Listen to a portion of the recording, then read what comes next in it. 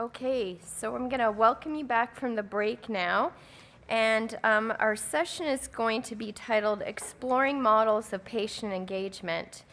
So we're going to hear about some exciting patient engagement initiatives in clinical trials from our panelists here.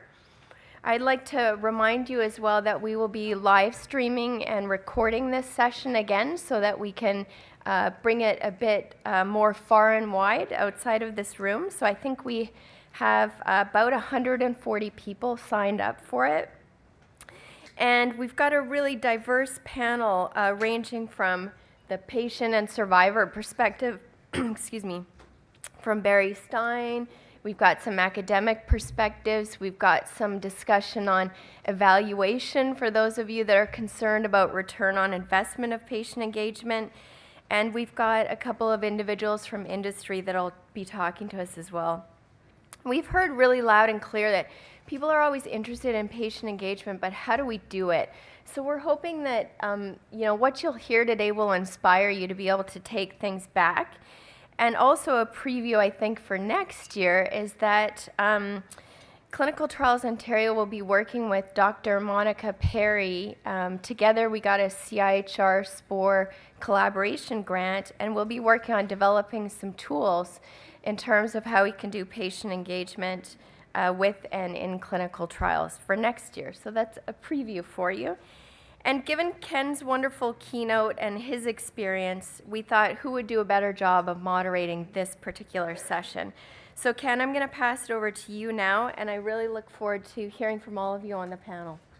Thank you, Dawn. As I mentioned in my opening remarks, I am really excited about our panel because it's a chance, as Dawn mentioned, to really learn about how patient engagement models and initiatives are being applied across the research enterprise. We're going to go through lightning rounds with each of our panel members, so they'll really give you a flavor for their areas of focus and what they're experiencing and seeing, and then we'll have time for questions and a discussion afterwards.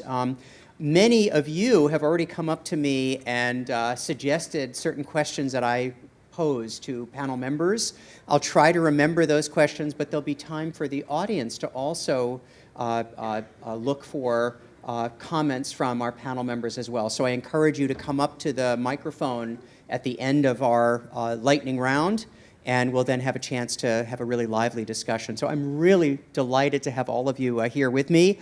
If you could just put up the photograph again of our really good-looking panel members, except for the one on the far upper left there. We're going to start with Barry Stein, who's the president and CEO of Colorectal Cancer Canada. And by the way, all of the bios are in your packet, so I encourage you to review those as well. We'll then move to Ken Bond, who's the Director of Patient Engagement at the Canadian Agency for Drugs and Technologies in Health. And several audience questions that were suggested were directed at you specifically, Ken. So that will be fun. Roz Schneider and I go way back, and it's so good to have you with us. Roz is Global Patient Affairs Lead at Pfizer and has been one of the really early pioneers in a lot of the patient engagement initiatives that industry in particular has been working on and supporting. Chantal Lacasse, it's so good to see you as well, who's a Senior Clinical Operations Manager at AbbVie, another organization that has really pioneered a lot of initiatives, particularly in Canada, that center around patient engagement. And then Julia Abelson, who is a professor at McMaster University. It's so good to have you with us as well. You'll see that our sequence actually builds on each of the panel members moving forward. So by the end, you'll really get a good feel for what's happening across the landscape. So I'm going to turn it over to Barry to get us started with our first lightning round. And each of our panelists has a timer here. And then I think they receive a slight shock as they hit the 12-minute mark. Go ahead. Thank you so much, Dr. Pavlov.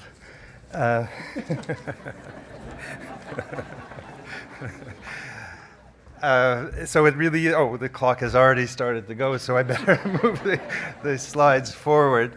First of all, I want to thank you, Susan and Don, for the opportunity to be here and being so supportive on all of our projects, as many of you have throughout in the room here today.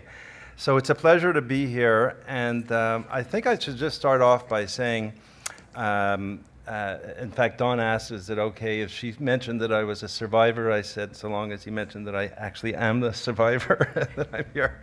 So, because if I wasn't a survivor, right, I wouldn't be here. So,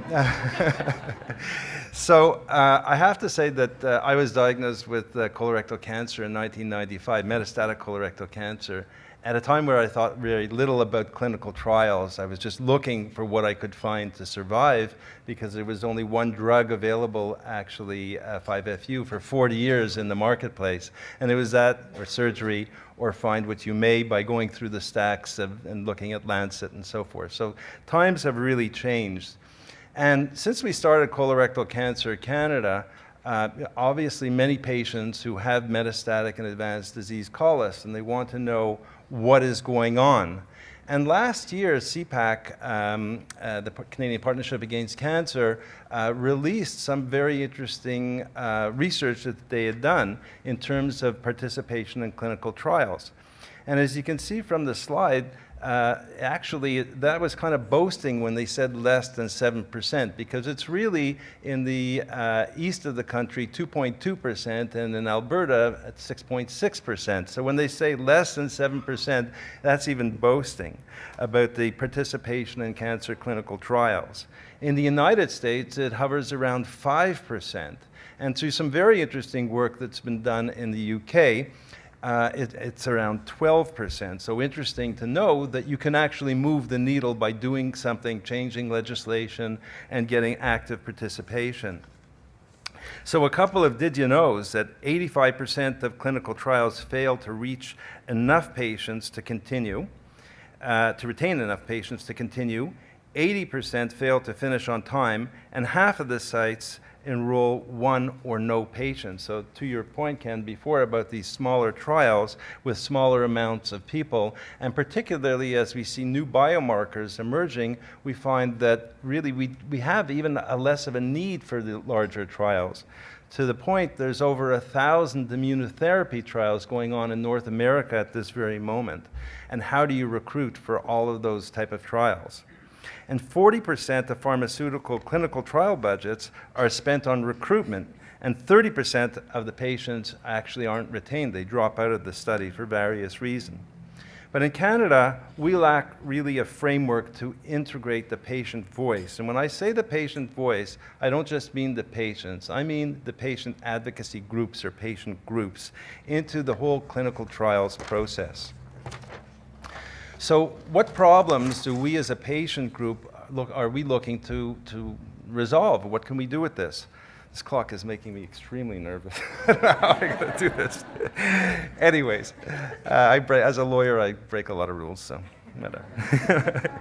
No, I promised on 12 minutes. So what problems are we trying to resolve? Patients and caregivers in particular, and we hear more and more from our caregivers, particularly where we have patients with advanced disease who actually don't always make it through these clinical trials or able to participate in the clinical trials. And they can really provide some very significant perspectives for the evaluation of new treatments as they come through the process. And where can we engage in this process as patients and as patient groups? We can start at the preclinical stage. We can work in the different phases of the trials. We can work with Health Canada, who are very interested recently in hearing from patients. And maybe even more importantly, I asked a question before about clinical trials and the uncertainty of clinical trials. Can patients provide post-marketing information or post-clinical trial information? And the patient values and preferences should be really seen as something extremely important to be considered throughout the continuum. Without going through this sort of busy slide, what outcomes can we expect to see by implementing and by having patients and patient groups participate? I'll just start off by saying that for cancer patients, particularly those with advanced disease, and those are generally the ones who are going to participate in clinical trials, we want faster access to these new innovative products. And I can't tell you, just from seeing the ads on TV, how many calls that we get just about participating or receiving these new immunotherapies as the cure. and well, we in Canada are still going on with the clinical trials in this area. And patients can get a greater understanding of these new cancer therapies.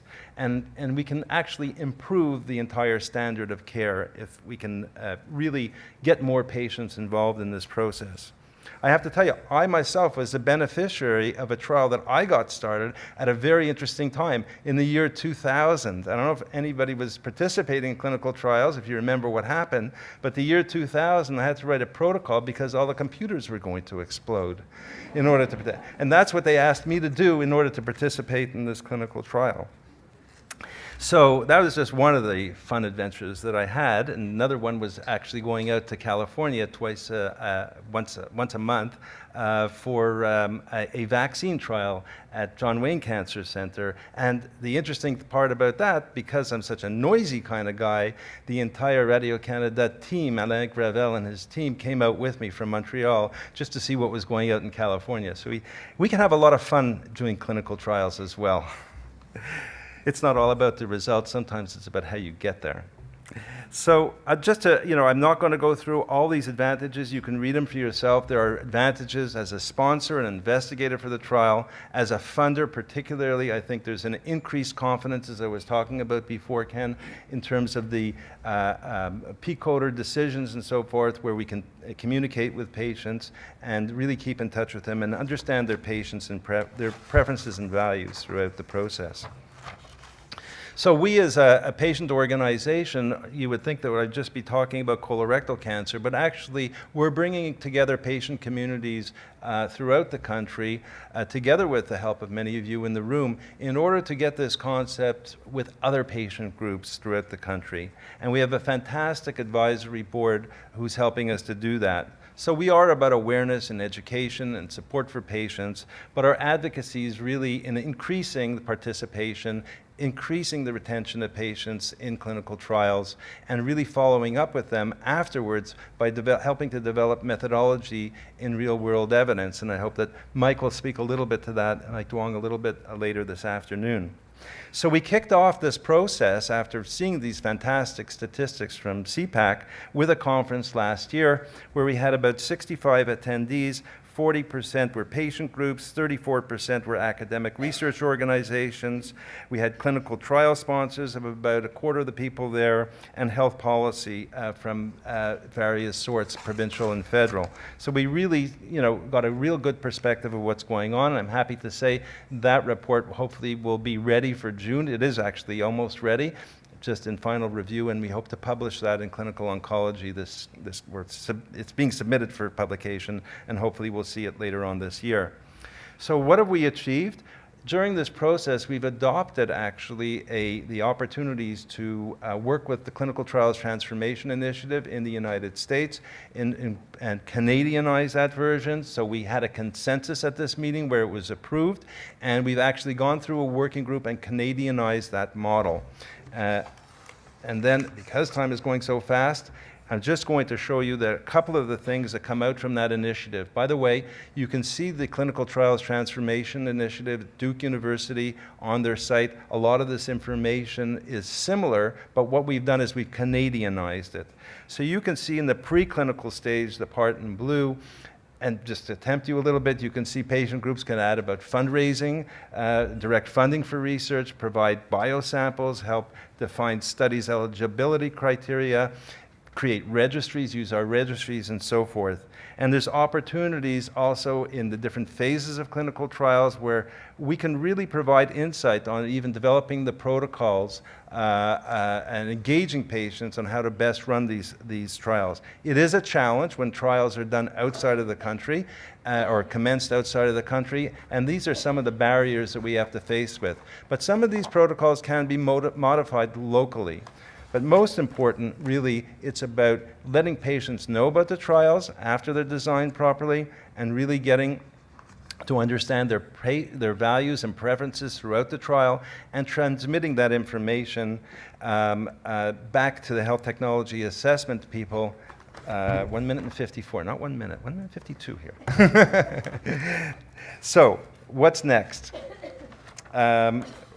what we want to do, well, on this slide is really just to show you the ecosystem of who we're dealing with. So we have advisors, the research sponsors who we engage with, but of course, most importantly to many of you in the room, there's a clinical research network. So in particularly, we're looking forward to doing some work with Exactis in Montreal and the QCRO network in Quebec, along with the CTTG network as well as CTO.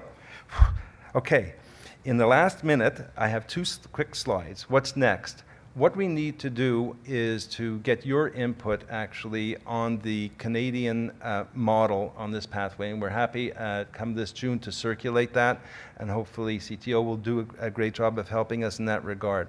But we also have to develop a charter. We have to get buy-in. We need the sponsors, we need the pharma companies, we need the CROs and the researchers, the cancer centers to say, as a policy, that they must engage with the patient groups when they're starting a clinical trial. It's the only way that patients can find out about it. Patients are not going to search clinicaltrials.gov on a regular basis. The physicians are too busy to give them that type of information. So this charter is something that we'll be working on later on this year. And then patient groups. Not all patient groups have the capacity to participate in clinical trials. So we're looking at starting some training in this area in the coming year. How can we really inform, how can we get patient groups up to the level where they can contribute better in clinical trials? And again, I show you the whole continuum where patient values and preferences can be included. So with my last slide, with 0 time to go, we're just asking for your input to provide in this model. You can certainly write me at any time or through Dawn. You can get in touch with us. We'd be more than happy for you to attend our conference in Montreal this coming June. It looks like it'll be at McGill and at the McGill Cancer Center.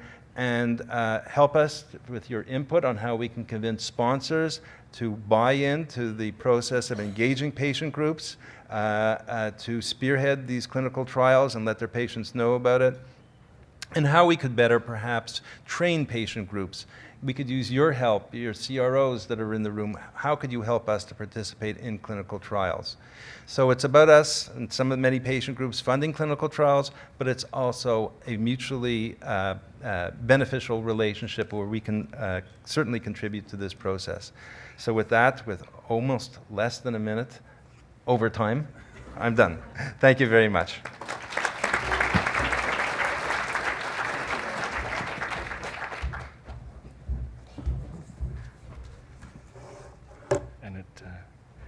Well, good morning, everyone, and thank you, Susan and Dawn, for inviting me to come and say a little bit about how CADTH is trying to ask patient groups for their assistance in finding the appropriate patients to be involved in our scientific advice program, asking those patients what's important to them, and listening carefully as we hear their thoughts and their opinions, and then use that to try and formulate our advice to the pharmaceutical manufacturers.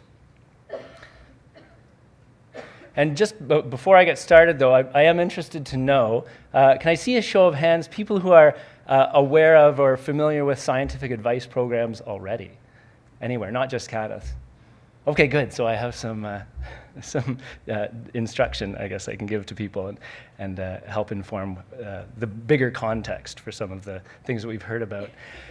So I'll help situate the scientific advice program by describing the role of evidence in health system decision-making more broadly, and at the risk of telling you many things perhaps that you already know, I'll just say a little bit about where health technology assessment is situated and then the scientific advice program. So Health Canada is our regulator, of course, and they're going to ask the questions and seek evidence that can inform decisions about whether a new product is safe and whether it works as intended. And from a scientific standpoint, that typically means that there will be placebo comparisons or comparators, and the outcomes will be focused on the regulatory needs for market authorization, which can be different from the subsequent decisions that are going to be made. At the next step, where the health technology assessment agencies are involved in trying to develop the evidence base for reimbursement decisions, they're going to ask different questions. They're going to ask, how does the new therapy compare with existing treatment options? What new challenges might there be for implementing and accessing these new therapies? Are they in the appropriate treatment pathway? And where is the additional value overall in this new treatment? But the challenge is, as we try and bring those two processes together more closely, that second stage is using more and more of the evidence from that first stage, right? So they're trying to use a slightly different evidence base, but to answer those questions. Oops, I'm sorry.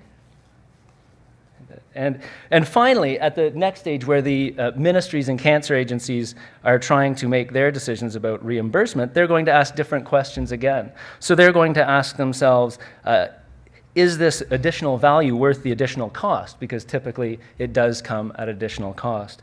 And is it good value for money? And of course, most pressingly for governments these days, can they afford it? The situation is a little bit more complex than I've described, so I hope you're okay with the simplicity. There are other decision-making bodies involved, of course, the PMPRB and the PCPA, and other HTA agencies as well, so it makes it a little bit more complicated.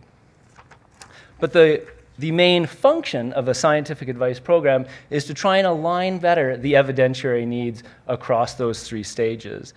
And the CADTH Scientific Advice Program, which was established just over 3 years ago, is meant to provide pharmaceutical manufacturers with an opportunity to get feedback from the health technology assessment agencies on aspects of their early drug development plans, typically phase 2 and 3 clinical trials. And there are various terminologies that are used to refer to these kinds of programs. CADTH is not the only one. Early dialogue is sometimes used to describe them, early HTA advice, parallel scientific advice, or just simply scientific advice as CADTH describes it. It's a voluntary fee-for-service program that provides confidential, non-binding advice to the manufacturers, and it's meant to inform their clinical trial design so that the evidence that is generated is meaningful, both from a Canadian perspective, so the trials will accurately reflect the standards of care, for example, or practice patterns, the appropriate comparators are being used, and that it also reflects the HTA perspective, as I indicated, with the kinds of questions that they're trying to address.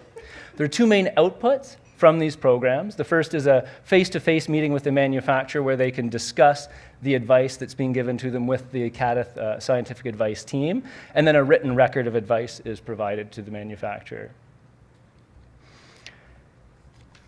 So, how does CADTH involve or engage with patients in this as part of this process? Well, we call them, first of all, we refer to them as experts in part of the process, and I'll say a little bit about what CADTH means by that in a second.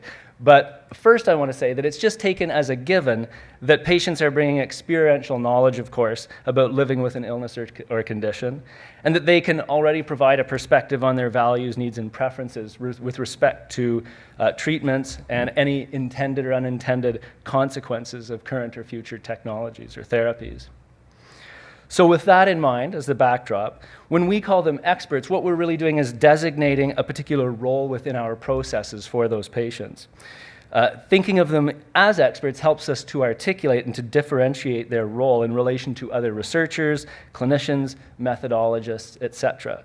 And experts in CADTH's processes are engaged to provide their opinion on particular HTA topics.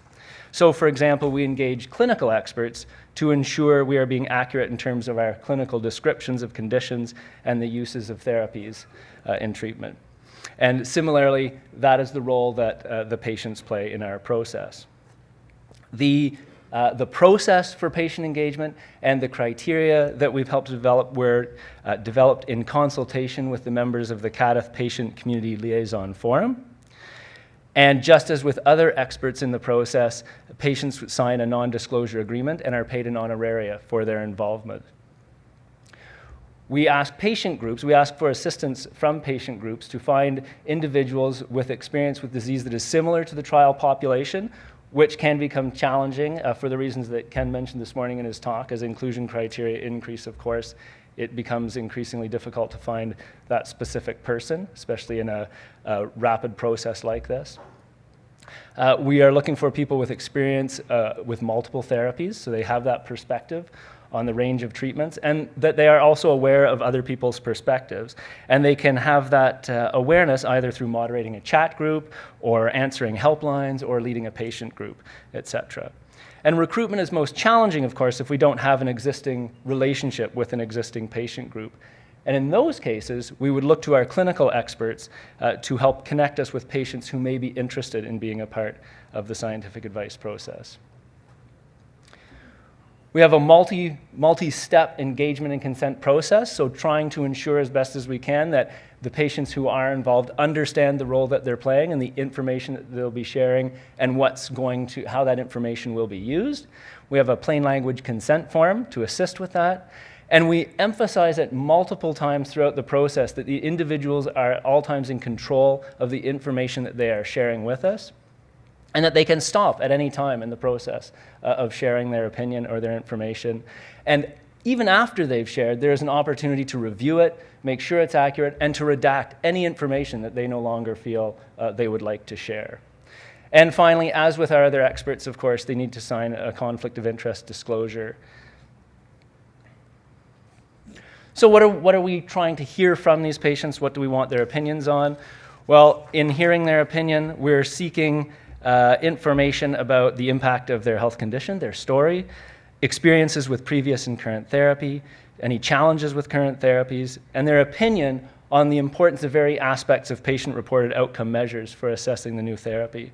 And I'll just give you a couple of examples of the kinds of insights that the patients provide over the course of providing their opinion. So in describing the condition, for example, and listening to the patient, one patient relayed the following: "I'm lying on the bathroom floor, exhausted. When I'm not on the toilet or throwing up into the toilet, I'll remain in the bathroom for 24 to 36 hours with my cell phone nearby for when I need help."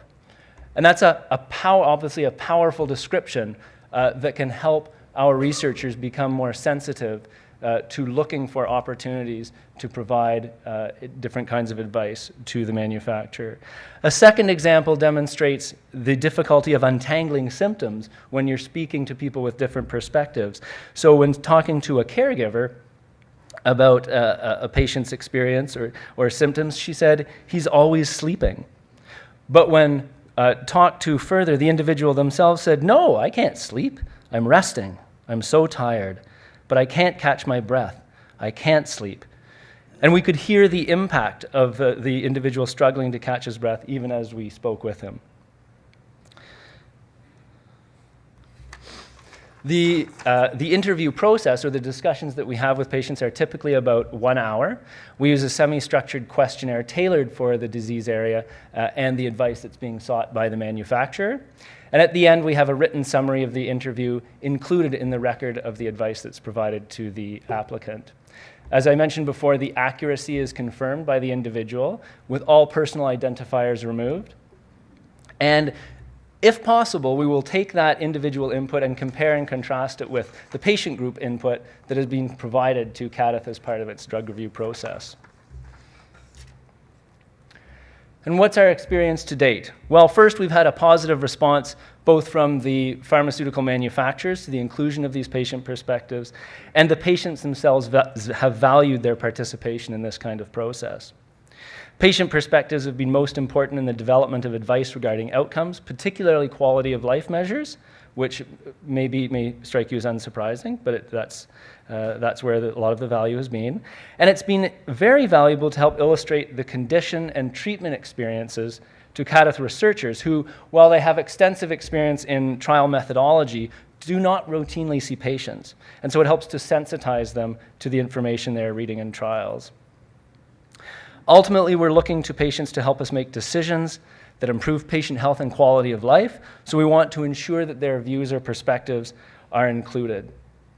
And by including them, hopefully there is the potential to get the drugs the health system needs to patients sooner. If you would like more information on this program, please go to our website. There's a lot of detailed information there about the scientific advice program, or you can contact Amy Sood, who is the manager of our scientific advice program, and I've put her email up there, so deflecting it away from me.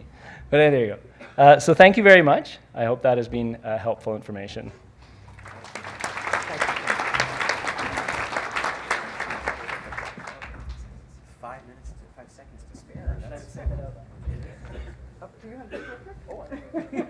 Uh-oh, you lost the 5 seconds there. So good morning and thank you. And Ken, I think it was also the poet Yogi Berra who said, you know, if you come to a fork in the road, take it. So I'm very grateful that at Pfizer, I've had this opportunity to do that with my colleagues across the company, as well as with a lot of people outside of Pfizer, to build on what we created as the Office of Global Patient Affairs about 4 years ago within our Chief Medical Office, which was designed to be accountable for integrating patient perspectives end to end, more systematically and more iteratively in everything that we do at Pfizer to improve health and also to improve our business. So where we are, I think, in industry and at Pfizer is somewhere between chamber music and symphony. And I think the way we're really going to move forward to get closer to symphony is through continuous learning and a continuous process of internal and external collaboration with all of its challenges that I think were brought up before. Don't worry about reading this slide. You'll have it, and you've already seen a form of it that Ken just showed, and we all have our slides that bring in the end-to-end life cycle of product development, whether it's vaccines, medicines, devices, or other things that we do together as organizations. We have to be clear, though, that this is our journey in the industry and not the journey that people living with or trying to prevent illness are going through either themselves or with their family members, care partners, and other members of the patient community. And it's really through that life course that we have to see where the intersections are so that we can, at these discrete points where there are decisions being made that will ultimately affect the patient community, is that we're actually informing those decisions in advance of making them, rather than afterwards and asking how people like those decisions, which classically in healthcare is the way that it had been done. And it really starts before discovery, and it doesn't end until that medicine or vaccine is no longer available anywhere in the world. And it's also, when you think about it, a guide to where you should get started when you're deciding at that fork in the road, right? And with limited resources that we all have, we made a decision when I took this on to say, let's focus on that second and third box on the left-hand side of my left-hand side of the screen, which is really the study protocol, as well as, so the protocol design, as well as the protocol procedures that are involved as far as bringing in those patients' insights in a much more systematic way that could be sustainable by creating the right process for making that happen, so we wouldn't have to redesign it every time. And that also was being done in parallel to all of the other work that was going on at these other very important points. For example, where we already had, before I got started, the pilot of delivering plain language summaries, actually in a pilot that was done with Syscript, that we feel is very important and done with our clinical innovation group, and as well as work on a whole bunch of clinical tools. That was still going on, but we said we're going to focus on those second and third boxes. And what we have now is a patient engagement platform that was built out along our clinical development roadmap that we already had. So we put it into the language that people were already used to using within Pfizer in development, and embedded the patient engagement piece for the what, the when, the how, so that again, it doesn't have to be reinventing the wheel every time.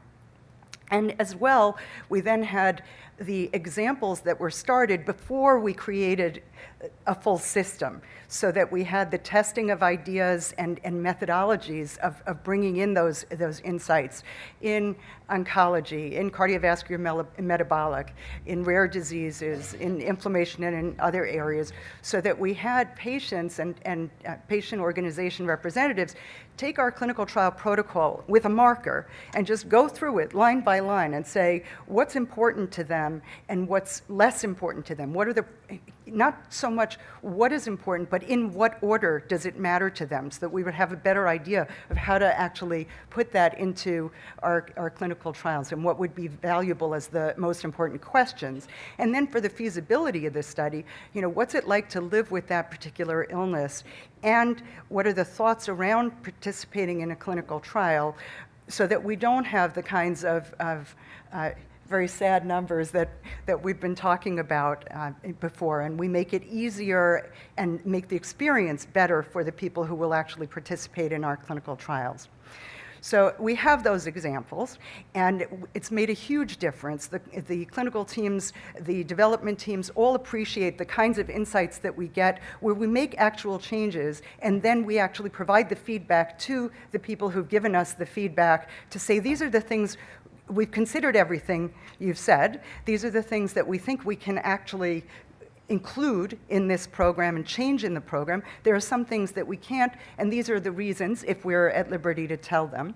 And others where we're just transparent about it and say, we can't make that change right now, and we can't actually share that with you, the reasons why. And people seem to be very comfortable with that conversation. And if you think about it, going back to the metaphor of music, I think if you look just at that second and third box, we can say that's some chamber music. And each one of these boxes may be a movement in the symphony that may stand alone. And that's sort of the melody that's going on in that top line.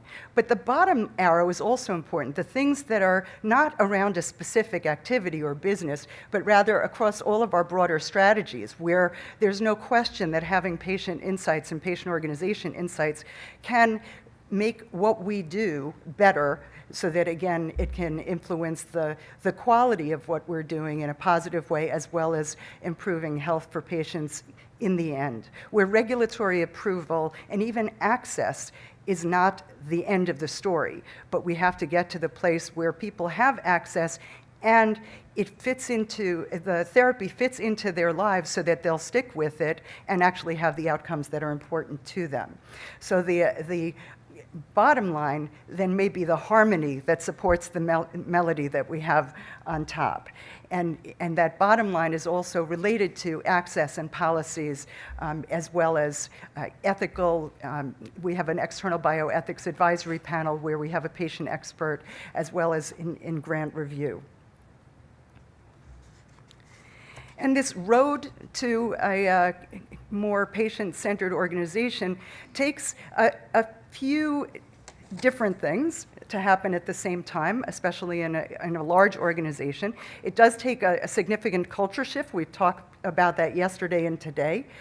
But culture shift alone is not enough. The culture shift is something that we have affected over the last several years, where we've been able to identify people who were already doing patient-centered work and patient-centered activities and actually had the philosophy already on their minds, and identifying those as this coalition of the willing and bring them together and sharing platforms to advance ideas across this organization of 100,000 people and 175 countries on any given day. But that alone, even with all of this sharing, wouldn't make this happen unless we also had leader support and leader endorsement, embracing this idea of patients as experts all across the organization. And we actually are there now, where we have leaders at every level of the organization asking some form of two questions that I think are really important in this space, and that is, did we ask patients? And if we asked patients, did we do anything differently, or what did we do differently because we asked patients? And then it's also the process change, where, as I showed in the previous slide, for those few areas that we were focusing on to begin with, we've done things like changing the template for the clinical development plan, so that it includes a section now that is the integrated patient engagement plan. And woven throughout the template are expectations that patients insights and perspectives will be included. So it's about building it in rather than adding it on at the end. And we do believe that this is how it is making a big change for us as we learn in our organization. And that was the internal collaboration and engagement. The external part of this is that we work with a number of coalitions and collaborations outside of Pfizer, bringing in the things that we've been doing, but also then contributing to the development of co-created tools and resources that we then bring back into the company and apply, and then go back out into these coalitions and share how it's working, what isn't working, so that we can together advance this rigor and science of patient input, and also the practices so that we can all advance together. And we think a lot of this is actually pre-competitive for sharing. And we've applied these general principles at a very high level across the company in our guiding principles that include mutual respect and independence, the things you might imagine, of course, compliance with any laws and applicable regulations, transparency, management of any actual or perceived conflicts of interest, again, something we've touched upon here, and appropriate information sharing.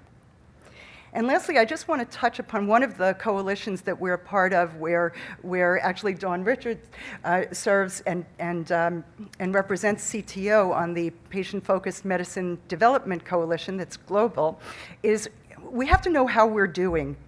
And we need some things to measure how we're doing, both in the outcomes, but also in the quality of the engagement itself. So in the working group that Dawn serves on, with patients, with industry, with advocacy groups, and also with contributions through public comment externally, we've brought in to this tool these ideas of what makes a quality engagement, and also looking at the outcomes of the engagement itself to say, are we actually achieving what we set out to do in our shared goals, and how will we know? So it's a helpful tool that should be out actually in April, where it would include the way to use this tool as a planning tool, but also as an assessment tool so that we can hold up a mirror and we'll actually know when we get from chamber music to symphony. So thank you, and I see I went over a little bit.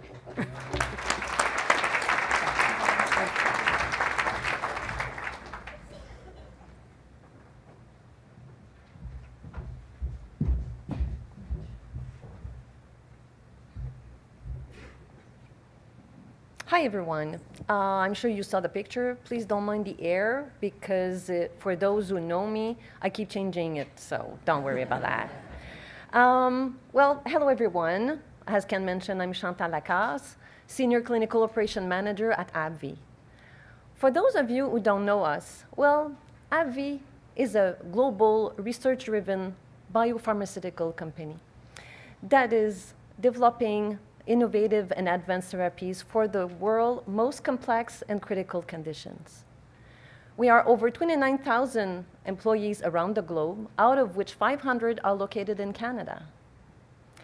The mission of the company is to use its expertise, dedicated people, and a unique and innovative approach to markedly improve the treatment across 4 main therapeutic areas: oncology, immunology, virology, and neuroscience.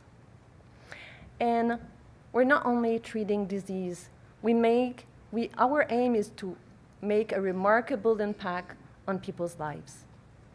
And having said that, I'm pleased today to be here to talk to you about my story, about a biopharmaceuticals perspective around patient engagement in clinical study design.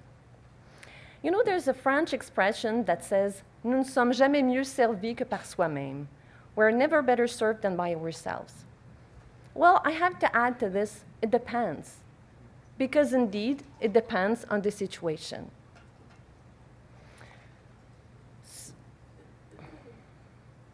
So, yes, we can design protocol study on our own. That's feasible. But will it be of interest to patients? Not necessarily. We need to keep in mind to whom it will benefit in the end. So we have to make sure we bring them as early as possible so that they can share their thoughts.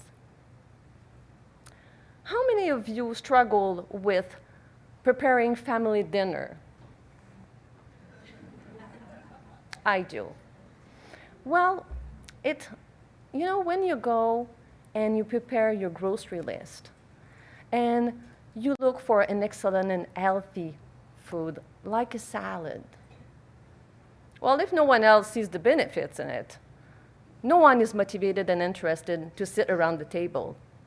But if prior to going to the market, you ask around to the team member, the family member, and they will come up with suggestions, and, well, they'll be more interested and even look forward to the dinner. Obviously, you need to set some ground rules and common agreement because, well, you can come up with something very interesting, but not necessarily what you're aiming for. Well, similar to studies, if you ask patients up front their interest and their thoughts, the likelihood of participating will be higher. And same thing around the ground rules and common agreement. You have to make sure to have those in place to make sure that the end result will meet the needs of both parties. For us at AbbVie in Canada, it all started 10 years ago when one of our clinical research team members with experience as a study nurse in HIV brought up the fact that the people don't know enough about clinical studies. They don't know what happens from the beginning till the end. So based on that, we proposed our first version of Patient at Heart website in July 2010, where we were mainly focusing on rheumatoid arthritis, trying to demystify the clinical study for all the public by having a lay language. And to make sure we were on the right track and being on the same line as our key people, the patients, we organized an advisory board where we invited physician, nurse, pharmacist, patient advocacy representative, and a web strategist. And we collected information that we would not have been able to gather otherwise. So based on these feedback, in 2012 was born our second version of Patient at Heart. So going through that journey with patient and patient association confirmed that it's important to have them from the beginning till receiving results. So what we did is to think, okay, we need to involve them, but where do we start? So many barriers. So what we did is, how about a pilot project where we could demonstrate the positive impact of having them on board? Pilot project meant global study is out of scope. But how about a Canadian local study? So in 2014, we chose a pilot project, CADTH, which is an observational study in Parkinson's disease. And to meet that goal of involving patients in our design and procedures, we hired a third-party vendor, ethnographer and strategist, where they conducted in-depth interviews with patients and their caregivers located in Montreal and Toronto, as well as 3 study coordinators located in Montreal, Toronto, and Edmonton. The feedback, the learning was phenomenal. We could not believe how much excitement and involvement this was in helping us to build the study design. I'm pleased to say that many of these feedbacks were quickly implemented in the study to ease the trial participant. And here are some examples of them. Actually, the interviews were covering, most importantly, their experience living with advanced Parkinson's disease, their treatment, but more importantly, their emotional experience through that process. We ask also to share with us what are their motivation to participate in a trial, and to share with us their experience as a participant in a study, their frustration, their goals, but also successes. So the feedback that we got from the coordinators, well, you know, entering data in the database, it's a huge amount of work on our end. So what we did is we used a vendor to do that task, freeing up sometimes from the coordinators. The patient, as part of the treatment, involved a surgery. So coordinators and patient were seeing, well, right after the surgery, we are too disoriented, and even some of them could not remember their state post-surgery. So the assessment originally was supposed to take place right after the surgery. So what we did, we delayed it by 1 day. The patient and the caregiver suggested that it'd be nice to have multiple options of filling out the questionnaires. So what we did is we offered 2 options: the tablets, where they could fill out electronically, or the paper copy, where they could either complete it at the clinic or in-house. The patients and caregivers were also saying, well, as a French speaker, it'd be nice to have the questionnaires in French. And as a whole, they'd like to have documentation with a larger font, because in Parkinson's disease, there's many people that are older population. So we adjusted accordingly. It was anonymous. For the coordinators, patients, and caregivers, there's no point in bombarding them with too much information. So, because for them, clear information is knowledge. There's no point in having too much, because the quantity is not meaningful. So what we did is we put in place a tool mapping out the entire clinical study to help the patient understanding what to expect at each touch point and milestone. We also had feedback that takes long-term to implement, and we're still working on them. But I'm pleased to say that at least those quick fixes, we managed to be able to adapt it to other studies. So that was my story. I hope I was able to demonstrate that, you know, sometimes even though we feel our hands are tied and we cannot do as much as we can, we still need to remember that success is a series of small steps toward the right direction. Thank you.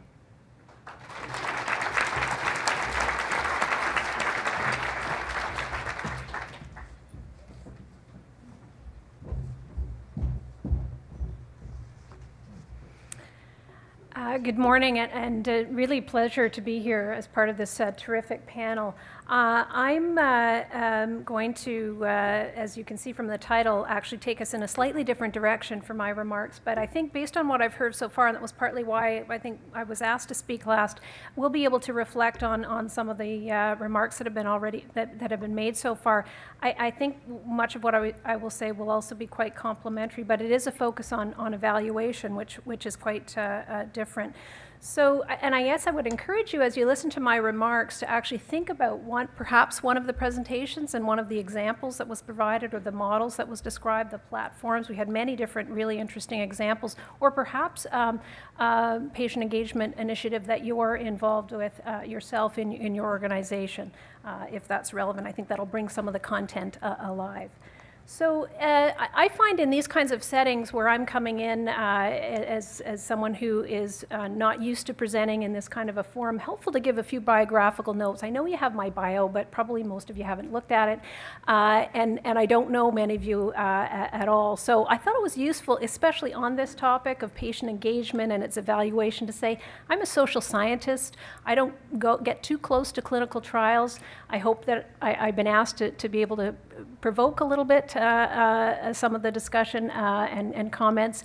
I have had a lot of experience, though, with the public involvement, patient engagement, public and patient engagement field, and it has changed dramatically over the 20 years that I've been looking at it as a student, as an observer, as an analyst. This is very much part of changes in societal trends as well, which I think is important to keep in mind.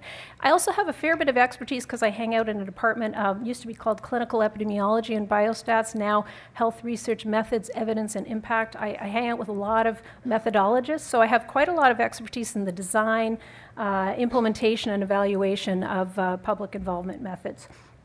But more recently, and I think I need to be honest, I have just been moving into the arena of thinking about these issues in the context of health research, and certainly clinical trials will be new for me. So a couple of starting points for discussion, and I know I have little time, so I want to move through this quickly, but again, some kind of context setting. So the notion of involving patients in research isn't new. So hopefully, people understand that. Again, as a social scientist, long history of lots of community-based ethnographic research, very much in partnership with lay individuals, whether they be patients, publics, et cetera. So this is not new. And certainly even in the biomedical arena, in health systems research, even clinical areas. We think about mental health, we think about HIV/AIDS, even the history of breast cancer, and the major contributions that have been made by breast cancer organizations and mental health, others, Arthritis Society, many examples of a long-standing commitment to and contribution to, and very much partnerships with health researchers. So while the idea of this isn't new, I would say the investments, the landscape, the infrastructure that we're seeing roll out in front of us, particularly I'm talking about the Canadian context, is very new, right? So if I use the word SPORE, and that means Strategy for Patient-Oriented Research in the Canadian context, that has brought a huge investment and a reorientation, rethinking of how we approach our research enterprise, right?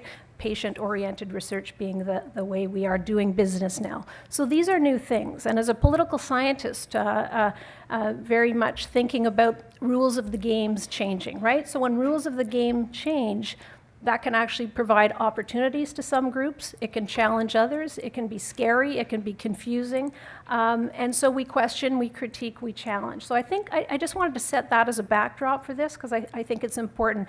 Lots of really positive energy about this notion of engaging patients, but I think we also need to think about, this is a big a challenge for some groups, and there certainly will be pushback in a variety of ways. So we're coming at this from different starting points, perspectives, and different agendas related to this. And that is very relevant when we go on to talk about evaluation. So different views about the need for evaluation. Why did I put up these two visuals? The one on the left, clearly bold, bright, red, it's the revolution, let it begin. Maybe that would be kind of connoted with or aligned with this idea of this is what we should be doing. This is the moral imperative. This is the right thing to do. We maybe in the context of evaluation did not need to think about it too much, right? We actually just need to do this engagement work. Let's not worry too much about the evaluation side. On the other side of the slide is this idea coming out of some research that I've been involved in with the Cardiovascular Research Network at McMaster, where there's concern, there's questioning, there's confusion, and again, from a researcher's perspective, questioning about where's the evidence underlying this? Why should I do this? Where's the evidence to support it? And I'm sure many of you in the room have actually been party to these conversations. This is not new. But I think if those of you in the room who haven't seen it are not aware, it's important to put these contrasting positions out there. Of course, there's a lot of activity in the middle. For the most part, in the day-to-day work that I see going on within research networks and research teams, it's often patients who say, actually, I really want to know, how does my contribution, the energy I'm giving to this make a difference? I actually do want to see some evaluation. I do want to look at impact. And equally on the researcher side, I am not sure how well I'm doing this. I'm kind of try this. I think this is an interesting idea.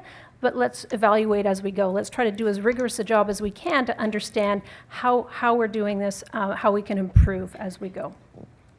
Why do I put this slide up? I like it because of the title. It's a paper that came out in a translational magazine a number of years ago, On the Path to a Science of Patient Input.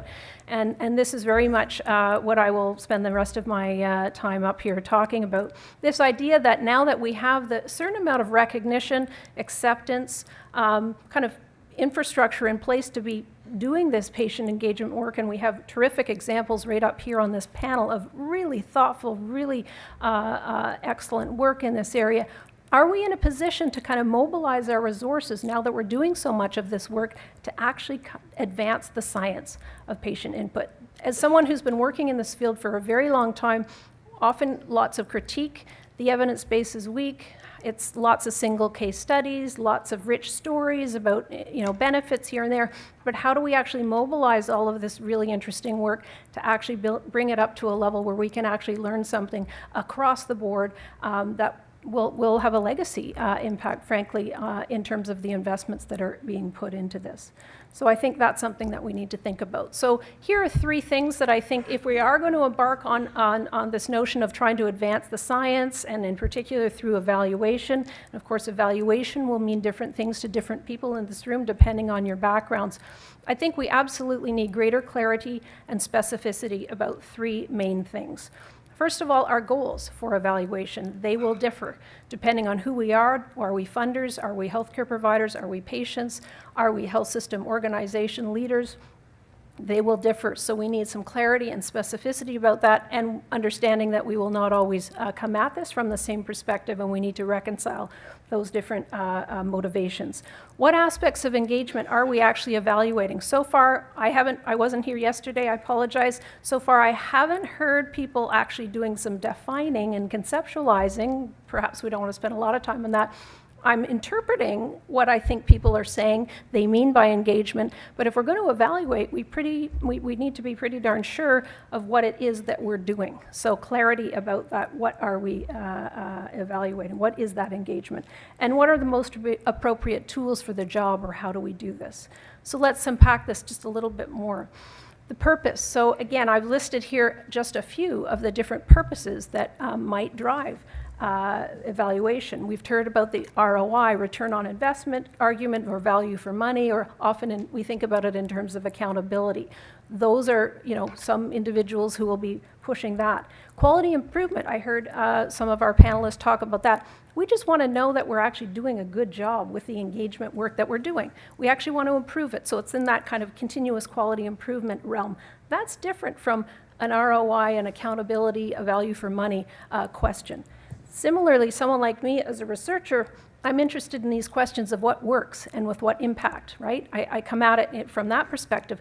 That's going to take me down a different path in terms of how I evaluate than if I were to have those other 2 motivations. And perhaps most summatively at the bottom, the notion of assessing the outcomes of patient engagement or patient-oriented research writ large, right? This is, CIHR is a major investor in SPORE, very, very interested in looking at these questions. So what are we evaluating? Again, I've said not a single intervention. It takes many forms at many different levels over different stages. Think about that very long, kind of deep and complex slide that was presented a couple of presentations ago. Many different stages. So how do we even approach the idea of evaluation in that context? And again, thinking about PE as highly context and process dependent, right? We actually have to be thinking about it in the very context within which we're working in this area. Katrina Staley, who's done a lot of work in this area, has thought very nicely about this idea of let's be very, very thoughtful, very deliberate in unpacking what we mean by engagement. So how do we get started? A few key points here, and this is very, high level at this point. Emphasis on theory-driven evaluation. I'm not saying it's, theory in that very abstract way that sometimes we think, oh, theory, that's going to get us really far. But the idea of guiding frameworks and criteria, and again, some of our presenters have talked about that, right? Building a framework. This is how we're going to guide our work, and ultimately with that, we can actually go on to the assessment. Using validated measurement tools, evaluating at key junctures and continuously, and most importantly, being inclusive, right? This is actually a set of activities that many individuals and organizations will need to be involved in. I'll just finish up with a couple of other slides here. This, for those of you who are interested in pursuing evaluation and thinking about this and looking this idea of theory-driven a little bit in a little more detail, I think this is an excellent article that has done a nice job of synthesizing the literature and even coming to hypothesized impacts that we could go on to measure. So I would encourage you to look at this. Another really interesting paper looking at this idea of pathways to impact. So actually looking at cohorts of randomized clinical trials and actually understanding what were the pathways to impact through qualitative research. So just a couple of examples. And then finally, a couple of evaluation resources, because I've spent a lot of time working in this area recently in Canada. Patient and Public Engagement Evaluation Toolkit that my colleague Antoine Boivin and I led over the last number of years, funded by all of the support units across the country. Actually, a curated online resource that includes 27 tools that have been assessed with respect to their scientific rigor, their comprehensiveness, to the extent to which they've actually involved patient partners in the development of the tool. So a resource for you. And then finally, one that I've been in, one of the 27 that's in that website, my own public and patient engagement evaluation tool, initially developed for engagement practitioners across the country working in health system organizations, being used now increasingly by research teams. And I know Dawn has told me to make sure I say that the CTO's Public and Patient Advisory Group is actually using the participant questionnaire in its work as an evaluation tool. These are the 3 different questionnaires that comprise it, and some work we're doing now to actually revise and modify based on some further implementation testing, and we'll see a new version of it coming out in the next couple of months. Thanks very much for your time.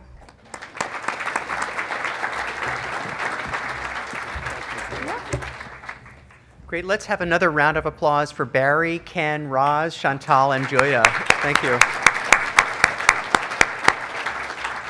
And everybody really stuck to a tight lightning round. So we have a little bit of time for some questions, and I'm going to encourage those of you who had a burning question you already brought to my attention to raise your hand so we can get the pillowed microphones. And I know there's one pillow that needs to come right down here, because I know you have a burning question. I'd like to just start by asking those panel members who've been involved in implementing initiatives, what are some of the obstacles or challenges that you have faced, and do you continue to see them now, or has the environment changed a bit, making it easier to implement those initiatives? And Barry, maybe you can get us started. Sure.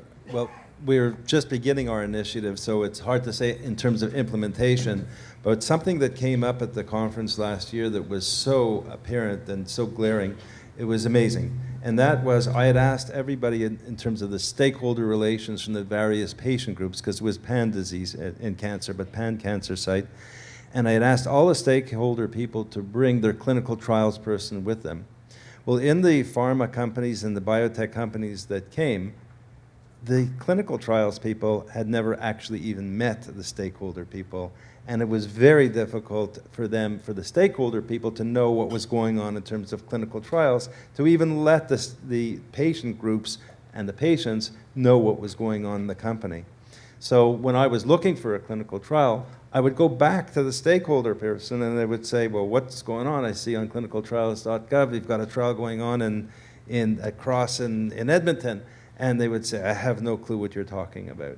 So that is a real challenge, breaking down the way people in companies and work in different silos. And that was something that was very apparent. Thank you, Barry. Roz, did you want to comment as well? Yeah, to build on that, the work, as much as we try to work across the different functional lines to make sure that we're weaving this together into the whole story and to the endpoints that we all want to reach together. There are also the processes that are owned within specific areas of the company. So to change a process, for example, I mentioned the clinical development plan template. That's not something that within the chief medical office or I own as a process. So you have to bring a lot of people together and get a lot of buy-in to make sure that you're doing that in the right way, since we have both internally and externally all of the regulatory layers that are in place for a particular reason. But to make that change and to make it applicable across an entire company when it's complex and large is one of the obstacles. Great. Chantal, would you like to comment as well, and then Ken? Yes. Yeah. Even in small business, I can say that it's difficult, like to have patients on board. I know some people say, well, no worries, you can find patient on Facebook, or no, we can't. We have to go through patient associations. So that means that for us, it means reaching the third party, reaching patient association who reaches to patients to explain the projects. The patients would get back to patient association saying, yes, I'm interested, and then we'll go back. So at the time, in 2014, it was difficult. Now it's less difficult because what we did is we put in place a process where we're really not working anymore in silos in the company. So we have community relations, department with whom we were working at the very beginning. So when we start building the concept of the study, we're all working together. So they know that if we're working in oncology, that we will need to work and to have the stakeholders as the patient association oncology. So right there, the steps are faster. Great. And Ken? Sure. Well, we have several different processes that require engagement activities. So I think one of the main challenges is just making sure that we've identified the appropriate goals for engagement for each of those processes, and that the engagement processes are fit for purpose for each of those processes. And we've consulted with stakeholders to make sure that we're aware of the potential challenges for the people involved. Great. And Julia, just a question for you. For a number of organizations, patient engagement initiatives have been piloted or initiative for nearly 8 years. Companies are really struggling to find a reasonable impact measure, some way of demonstrating that it has provided benefit or even a return on the investment that's made. What advice would you give to these companies so that they don't go too far down the path and measure something that perhaps they're not really prepared to measure at this time? Right, it's a great question, and the impact side of things is what has been the least well developed, right, and conceptualized. And I guess I would go back to that point about conceptualizing and this notion of theory-driven, theory-informed evaluation. So unless you're really clear, and I think this is going on in a project I'm involved in now where initially there was plans to evaluate and try to get at impact, and then as the individual went into the organization realized maybe there's not a completely coherent sense of what the program of patient engagement actually looks like currently in this organization, and it doesn't make sense to try to evaluate process, let alone impact, if we actually aren't crystal clear on what this program or strategy initiative is all about. So I would say that's perhaps what's slowing organizations down. It's hard, right? And it's easy for me to say as a university-based researcher, that's what you need to do. You're, trying to move quickly, you're trying to do some things in really exciting ways, being dynamic and innovative, and the time it takes to kind of step back and slow down and say, hang on, we actually want to evaluate this too.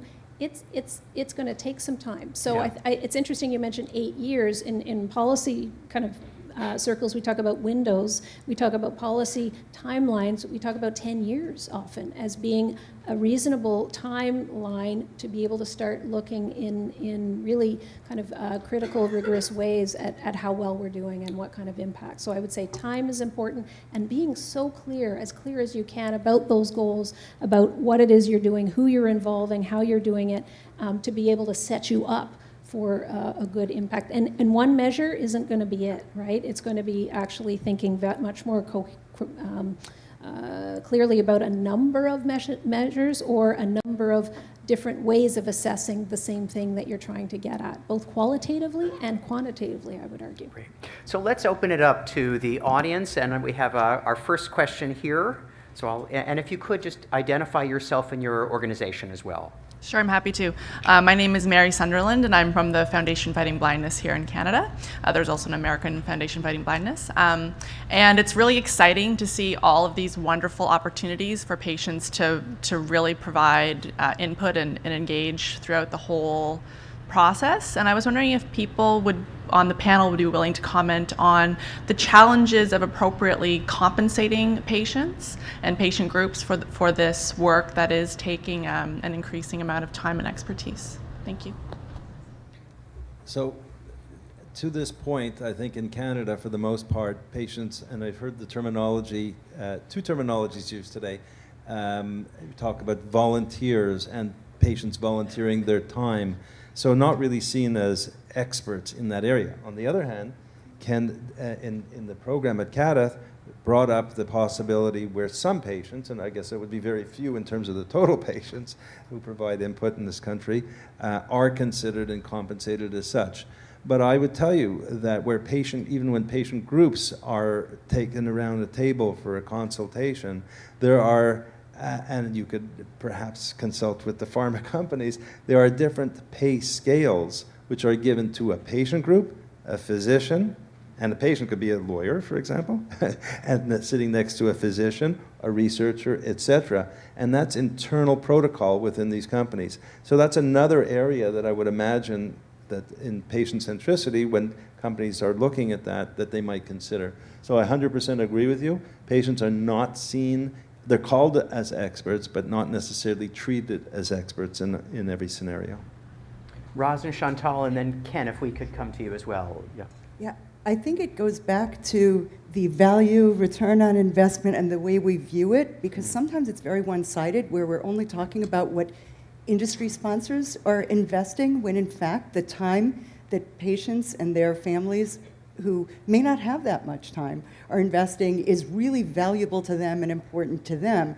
So to be completely respectful, I personally feel, and the feedback that I've gotten from the patient community, is we have to walk the talk, that if we are saying we're engaging patients as experts and we're compensating the physician using whatever scale we may use in our organizations, that even within the physician group, based on expertise, would be different, and across countries may be different.